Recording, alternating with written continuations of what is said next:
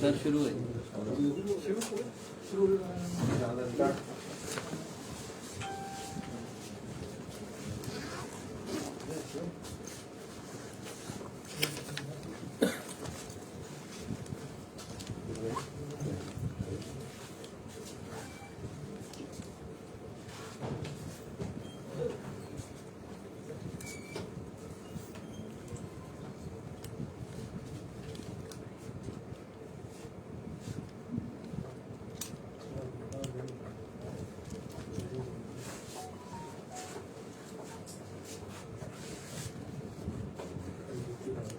सबका स्वागत है प्रेस कॉन्फ्रेंस में। आदरणीय प्रधानमंत्री नरेंद्र मोदी जी का मैं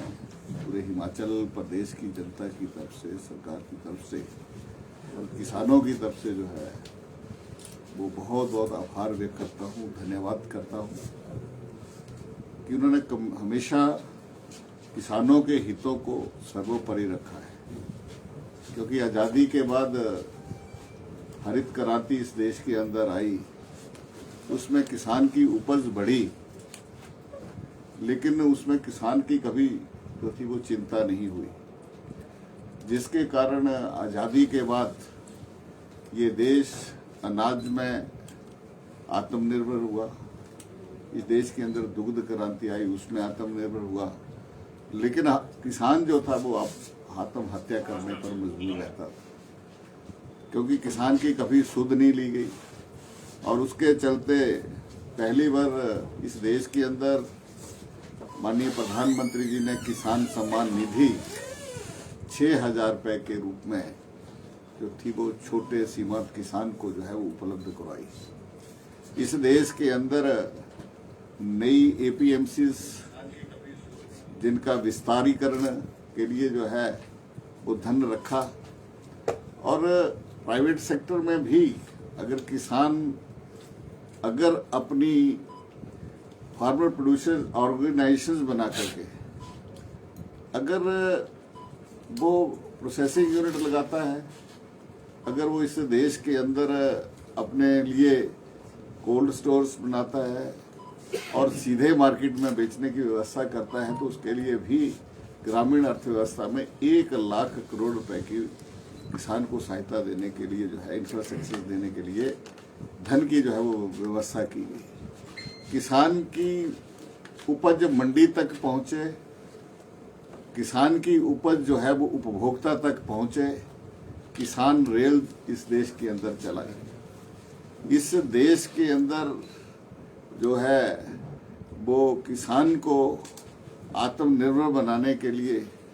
तरह तरह के कदम जो है वो उठाए। 2013-14 में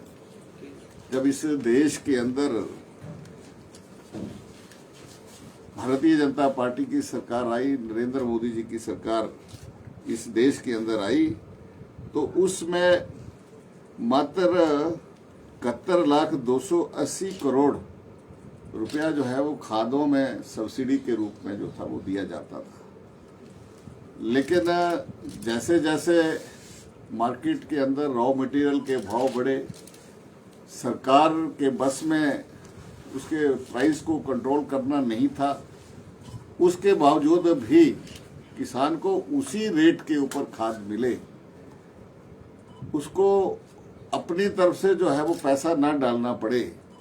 माननीय प्रधानमंत्री जी ने अपने 2021-22 तक ये जो सब्सिडी है ये बढ़ा करके हमने 1,62,184 करोड़ रुपए की सब्सिडी जो है वो इस देश के अंदर माननीय प्रधानमंत्री जी ने दी। अभी मैं ये कह सकता हूँ कि पिछली बार भी जो खाद के रेट बढ़े थे तो उसमें भी करीब 57,150 करोड़ सब्सिडी की व्यवस्था जो है वो माननीय प्रधानमंत्री जी ने की। हाल ही में कुछ और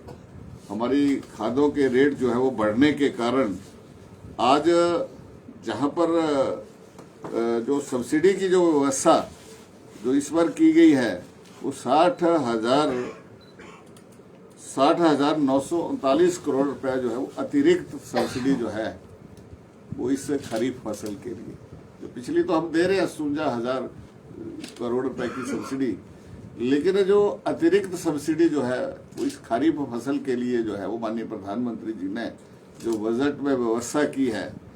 वो 60,939 करोड़ रुपए है। यानी कि किसान को जो खाद मिलती थी,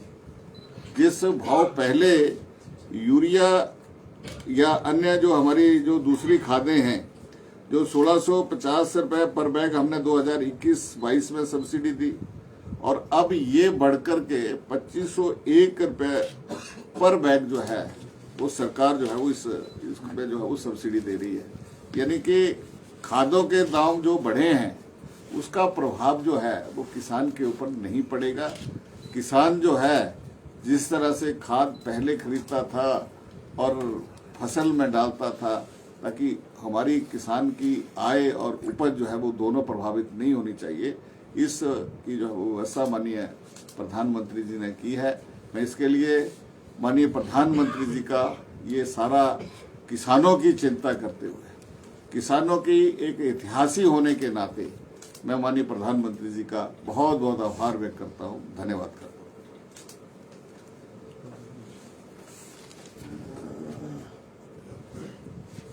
ठीक हो गया।